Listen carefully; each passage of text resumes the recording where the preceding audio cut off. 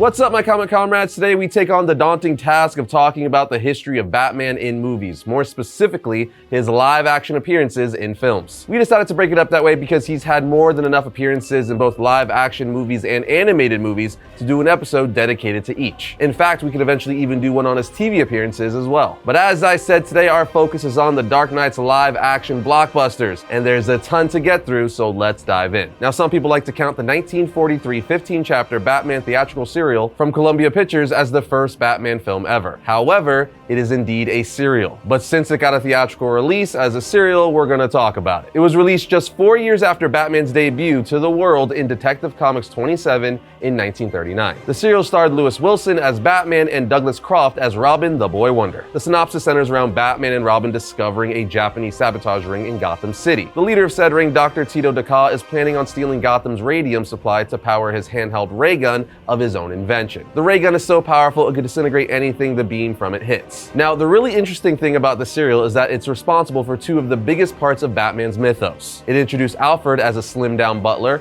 with a thin mustache, which has been his depiction ever since. Where previously in the comics, Alfred was clean-shaved and heftier as seen in Batman 16. But not only that, the Batman serial also created the Batcave, referred to as the Bat's Cave, in the film serial. And just like in the modern era, the Batcave, or the Bat's Cave as it was called, was hidden under Wayne Manor and was accessible through a grandfather clock. Both of which still stay true to this day, and that's because this Batman serial implemented that and created the Batcave back in 1943. So needless to say, the 1943 Batman was an integral part of Batman's mythology and growth. The 43 Batman serial was such a success that it got a sequel in 1949 called New Adventures of Batman and Robin the Boy Wonder. This time, Batman was played by Robert Lowry and Robin was played by Johnny Duncan. The plot was extremely straightforward. Batman and Robin faced off against a hooded villain known as the Wizard, who uses some sort of electrical device to take control of cars and make challenges for Batman and the Boy Wonder. It's also a mystery as to who the Wizard is till the end. But now let's move on to Batman's first actual theatrical motion picture, and that of course is Batman the movie, starring Adam West Batman and Burt Ward Robin. This was based on the classic Batman 66 TV series and the first full-length theatrical adaptation of The Dark Knight, because remember, the ones we were talking about earlier were serials, not actual full-length feature films. Anyway, the movie was released in theaters just 2 months after the first season of the TV series it was based off of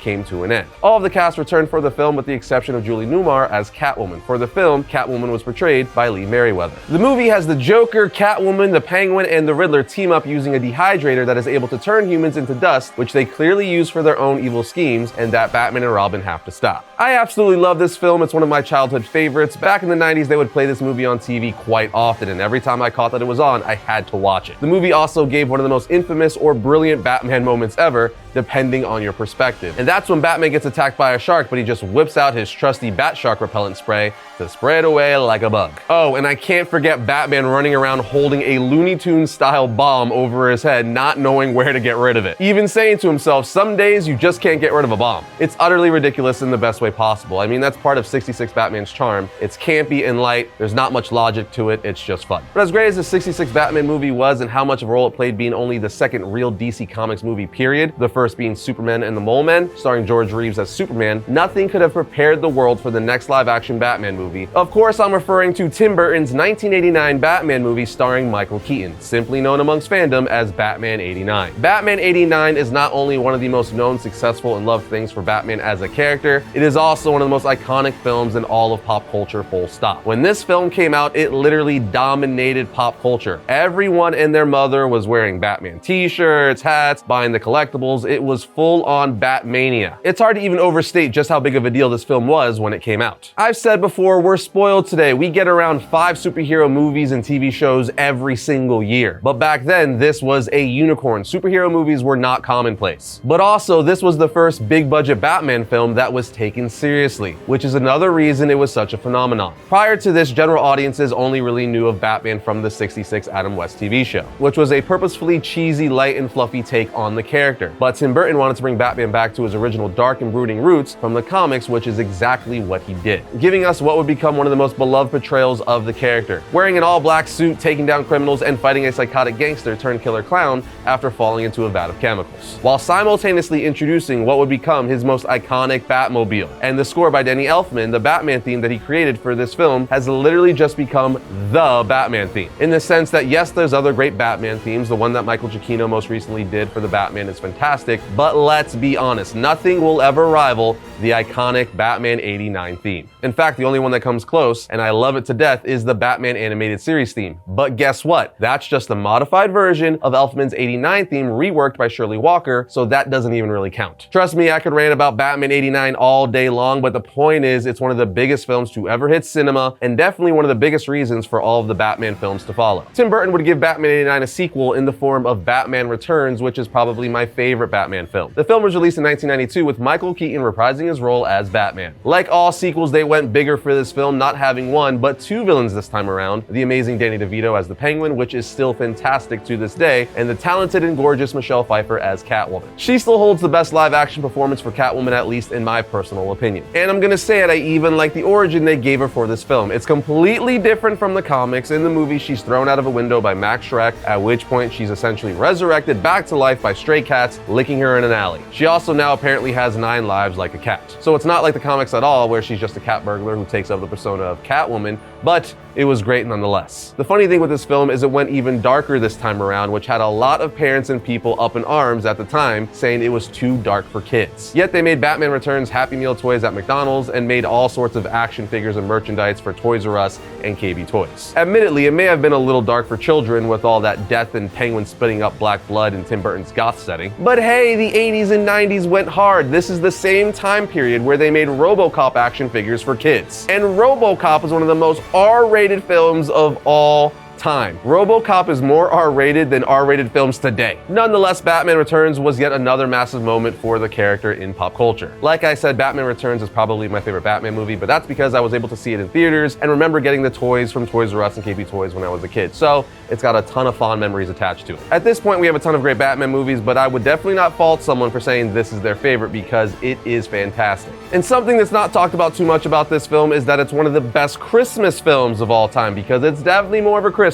movie than Die Hard. I don't even care. I'm just spitting facts. That's the truth. But don't worry, we've just scratched the surface, my friends. After this, Tim Burton would leave the franchise, even though he had planned a third film called Batman Continues. But Warner Brothers wanted to take the franchise in a more family-friendly direction, deeming his vision too dark after Batman Returns. So in 1995, Joel Schumacher took the directing reins, giving us Batman Forever, taking the live-action Batman franchise in a completely new direction, being more colorful and campier and overall lighter in tone, like Warner Brothers wanted. We also got a completely new Batman this time around, with Val Kilmer taking up the cape and cowl. This may be a hot take, but I actually think he was one of the better actors to play Batman/Bruce Wayne. It was the script and production design that made the movie questionable, not his acting. Batman Forever also continued the trend that Batman Returns started, giving us 2 Batman villains, Jim Carrey Riddler and Tommy Lee Jones Two-Face. They were insanely campy versions of the characters, very bright and goofy, but I loved it as a kid. It's only as us 90s kids got older that we were like, whoa, this is horrible. Batman Forever also gave us our first live-action Robin since Burt Ward, played by Chris O'Donnell. And with all new actors and an all-new tone in the franchise, it also meant a brand new Batman theme, which is nowhere near as good as Danny Elfman's, but I'm still quite fond of it. Batman also got a brand new Batmobile, which I still think is one of the best Batmobile designs ever. Is it practical for Batman to be riding around in a Batmobile that has blue neon lights all over it? Absolutely not, but it's still cool as hell and definitely gives off that comic book fantasy vibe that Joel Schumacher was going for.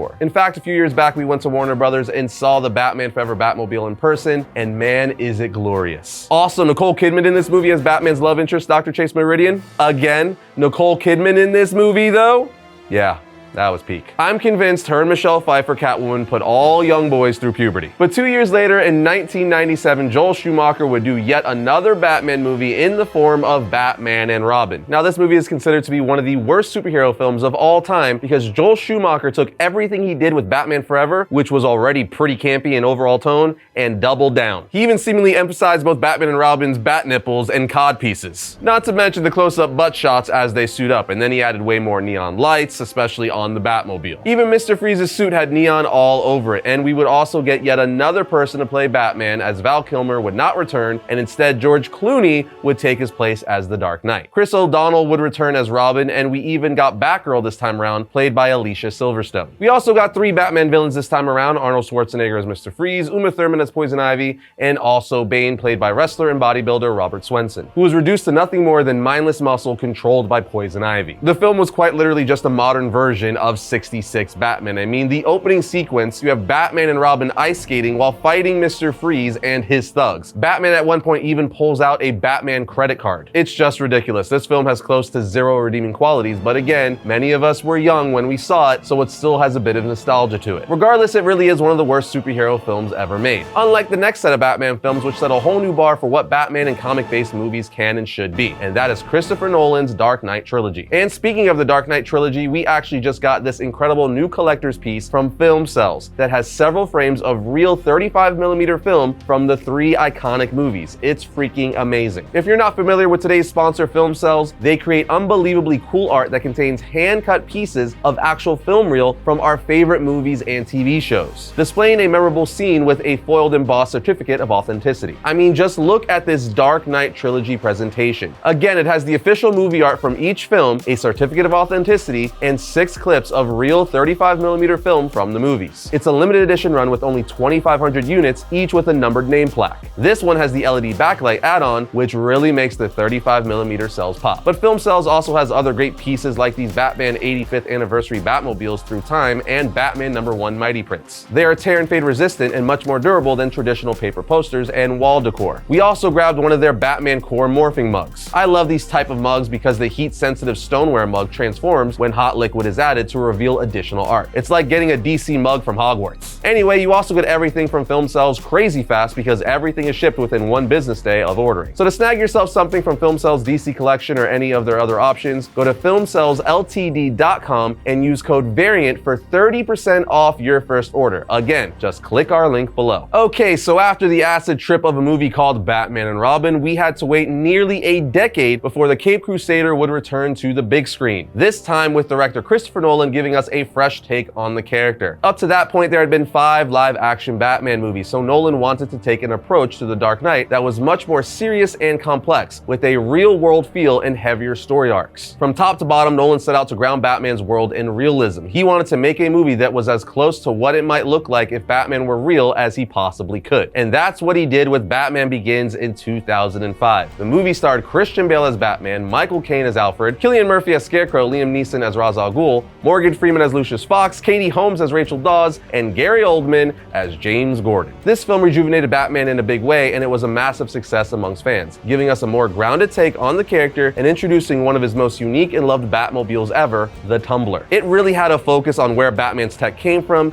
and how he would apply that to become a vigilante crime fighter. The film also made it a point to focus on how the city and police force would react to a vigilante in their city, again giving us a more realistic take on what Batman would be like if he existed. 3 years later, we would get a sequel and one of the best Batman superhero films of all time, The Dark Knight, in 2008. Christian Bale would of course return along with the rest of the cast minus Katie Holmes as Rachel Dawes, who was replaced by Maggie Gyllenhaal. Now there's a lot of good things about this film, but the main standout is undeniably Heath Ledger's portrayal of the Joker, who was the main villain of the film. I remember when he was first cast, everyone was like, he's really going to suck, and then homeboy turned around and not only gave us what would be considered one of the best Joker performances of all time, he straight up just gave us one of the best performances in all of cinema, no matter the genre. His Joker is by far my favorite live-action rendition of the character. You believed him. You thought the Joker was real and terrifying. I swear I quote one of the Joker lines at least a few times a week. Why so serious? I'm like a dog chasing cars. I wouldn't know what to do with it if I caught it. And I thought my jokes were bad. If you're good at something, never do it for free. Sure, there were other great moments in this film, like the introduction of the Bat Pod, which launches from the Tumbler,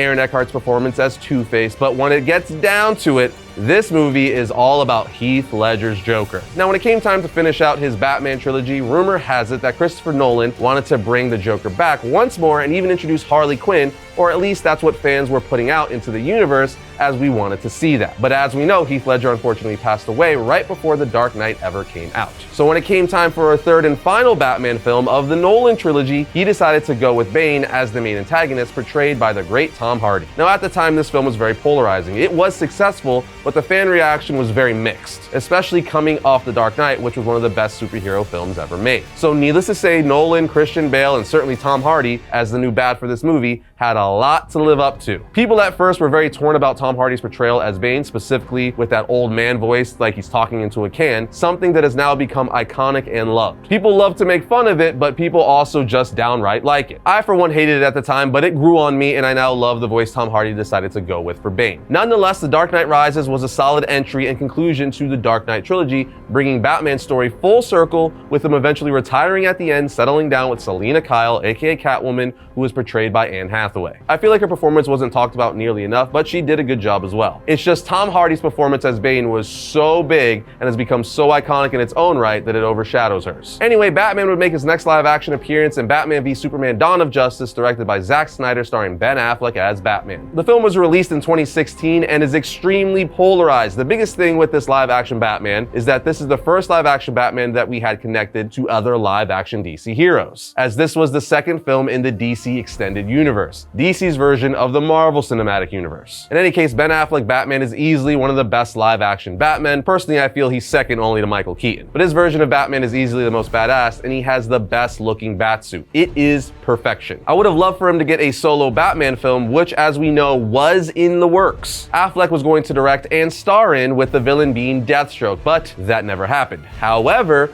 BVS did give us the best Batman fight we've ever seen in live action. The warehouse fight scene towards the end of the movie is still one of the best superhero fights ever made. If we would have gotten a full-blown movie of just stuff like that, my Batman-loving heart would have exploded. We also got to see what fans have been wanting to see for a very long time, and that is Batman facing off against Superman, loosely recreating the famous Dark Knight Returns battle between the two of them, where Batman dons bat armor and fights the Man of Steel. Across the board, Ben Affleck's portrayal of Batman is loved by us fans. We just wish he would have been given a solo movie and given more time to play the character. However, we did see him a few more times after this, with the next time being in 2016 Suicide Squad, which was actually just a few months after BVS. Ben Affleck Batman appears in a flashback scene in the film where he's chasing down Harley Quinn and the Joker in the Batmobile. However, Joker ultimately drives his car into the river, with Batman having to go in and save Harley, as she apparently doesn't know how to swim. It's a dope sequence, one that ends with Batman trying to revive Harley on top of the Batmobile, with her waking up and making out with him, and him not being too happy about it. There's also a second flashback sequence where we see Batman finding Deadshot in Gotham and goes to arrest him in front of his daughter. It was just nice seeing the DC universe built out on the big screen, with Batman appearing in other DC films and interacting with other DC characters. From there, we would get the Justice League movie in 2017, still part of the DCEU, just like BVS and the Suicide Squad, and this movie was a travesty, as Joss Whedon was brought on board to basically redo the movie after Zack Snyder had to leave the project due to the death of his daughter. The problem with this film is Joss Whedon tried to make this movie more like the Avengers,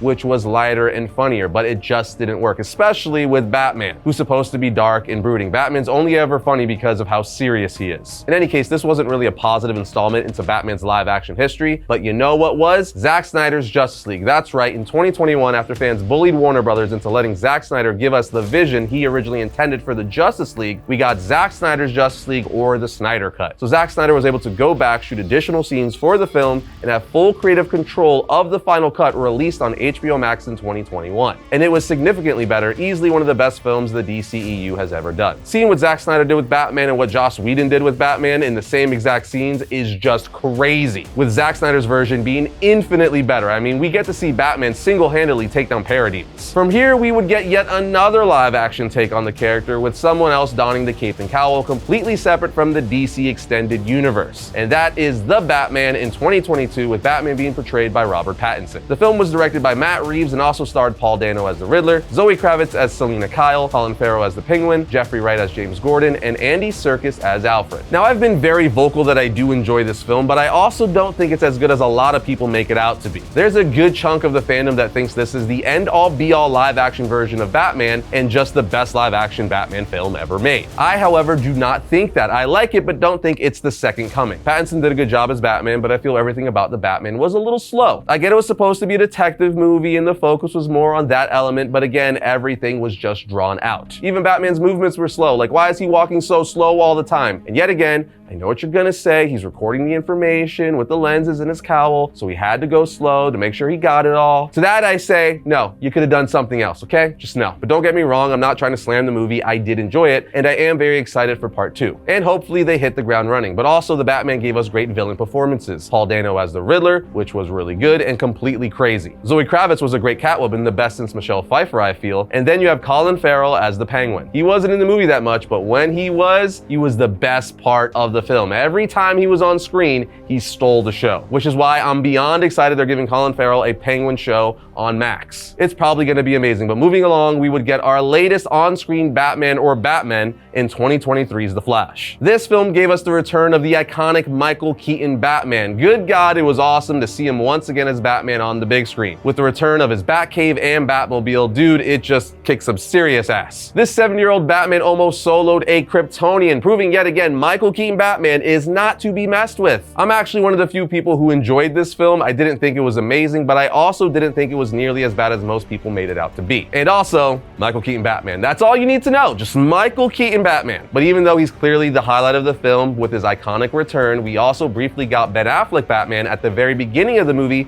teaming up with The Flash. It was unfortunately Ben Affleck's last time portraying Batman. But we're not done. At the very end of the film, when Barry returns to Central City after defeating an evil version of himself, he returns to a world that's different, where George Clooney is Bruce Wayne / Batman as a nice little Easter egg to his portrayal of Batman from Batman and Robin. And lastly, we were going to get Michael Keaton Batman once more in the canceled Batgirl film. Michael Keaton was apparently going to be a huge part of that film, acting as a mentor of sorts to Batgirl. But that will never see the light of day, as it was given the axe, even though the film was fully shot. For better or worse, I would like them to release it and do something similar like they did with the Snyder Cut, purely because I would love to see what they did with Michael Keaton Batman. But there you have it, friends, the history of Batman in live action cinema. He is easily the superhero who's been portrayed the most in live action and film in general. As we said up front, we didn't even touch on his animated appearances, but again, that's for another episode. Anyway, what's your favorite live action rendition of Batman? Let us know all that down in the comment section. Other than that, we'll see you next time when we talk about all things comics.